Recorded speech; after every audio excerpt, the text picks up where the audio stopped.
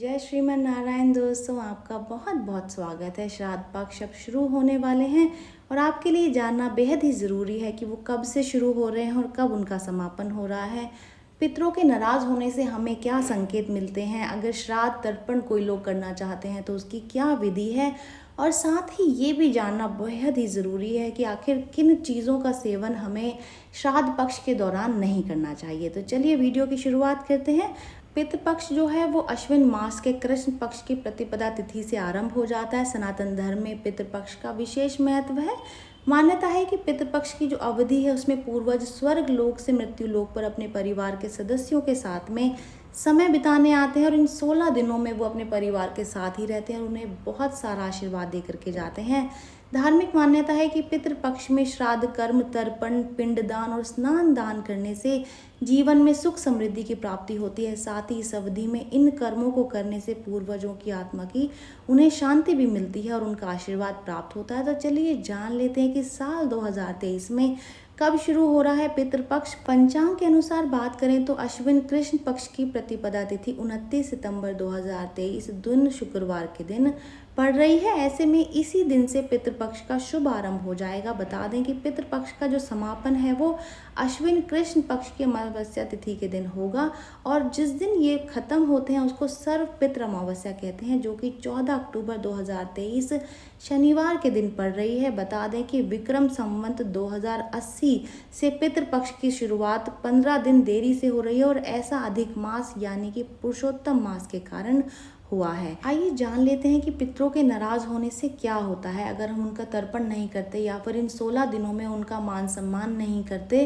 तो क्या हो सकता है अगर वो नाराज़ हो जाते हैं। तो पितरों के नाराज़ होने से हमारे वैवाहिक जीवन में कई तरीके की समस्याओं का सामना करना पड़ता है। ऐसे में पितृपक्ष के दौरान विधि पूर्वक पितरों को श्राद्ध करें।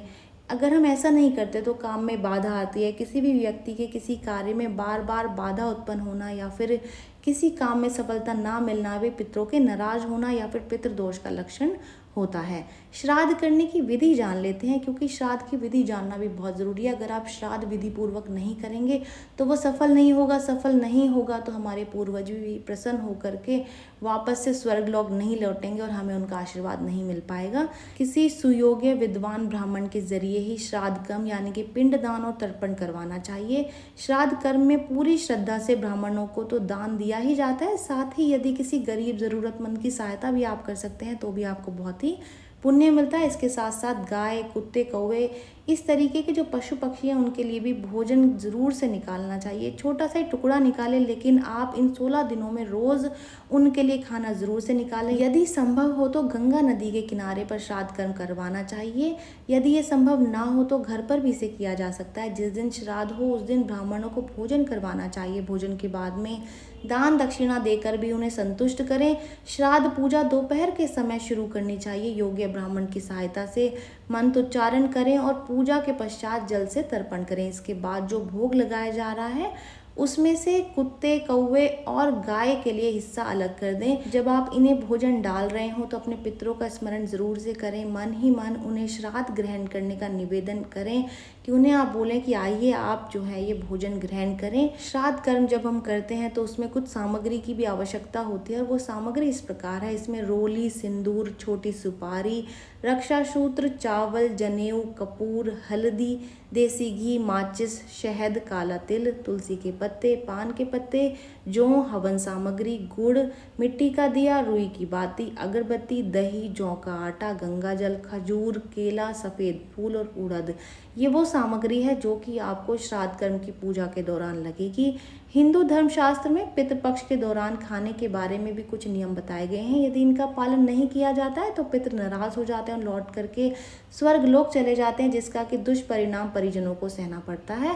पितृपक्ष के दौरान इन 5 चीज़ों का सेवन करना वर्जित बताया गया है। इन 5 चीज़ों के सेवन से कुंडली में पितृदोष बना रहता है। इसके कारण घर परिवार में दरिद्रता बनी रहती है और तरक्की रुक जाती है। तो चलिए जान लेते हैं कि वो 5 चीज़ें कौन सी हैं। देखिए, पितृपक्ष के दौरान ज़मीन के अंदर होने वाली सब्जियां जैसे कि मूली हो गई, अरबी, आलू, इस तरीके का सेवन नहीं करना चाहिए और ना ही इनको पितरों को भी भोग लगाना चाहिए। श्राद्ध के दौरान ब्राह्मणों को भी इसे नहीं खिलाना चाहिए। दूसरा है, सनातन धर्म में लहसुन और प्याज को तामसिक भोजन माना गया है, तो इसलिए पितृपक्ष में तामसिक भोजन जैसे कि लहसुन, प्याज इन चीज़ों का सेवन भी नहीं करना चाहिए। तीसरा, पितृपक्ष में मांस, मदिरा, अंडा, शराब, बीड़ी, सिगरेट इनका भी सेवन नहीं करना चाहिए। चौथी चीज़ है, पितृपक्ष के दौरान चना या फिर चने से बनी हुई चीज़ों का सेवन भी नहीं करना चाहिए। पितृपक्ष के दौरान पितरों को भी श्राद्ध में चने की दाल, चने से बने हुए कुछ भी जो चीज़ है, जैसे कि सत्तू से बना हुआ कोई सामान, इस तरीके की चीज़ों का इस्तेमाल नहीं करना चाहिए, ना ही खाना चाहिए, ना ही चढ़ाना चाहिए, यह शुभ माना जाता है। इसलिए इन चीज़ों का सेवन भी आपको भूल करके नहीं करना चाहिए। चौथी चीज़ है, शास्त्रों में श्राद्ध पक्ष के दौरान मसूर की दाल का सेवन वर्जित माना गया है। इसके अलावा पितृपक्ष में दाल, चावल, गेहूं जैसे कि अन्य कच्चे अनाज का सेवन भी नहीं करना चाहिए। इन अनाजों को आप पका करके खा सकते हैं। जी हाँ, कच्चा इनका सेवन ना करें। अक्सर लोग दाल को भिगो करके या फिर अंकुरित करके खाते हैं, तो वो नहीं करना है, आप इसको पका करके खा सकते हैं। ये जानकारी यहीं तक ही। उम्मीद है दी गई जानकारी आपके काम आएगी और आप इसका लाभ उठाएंगे।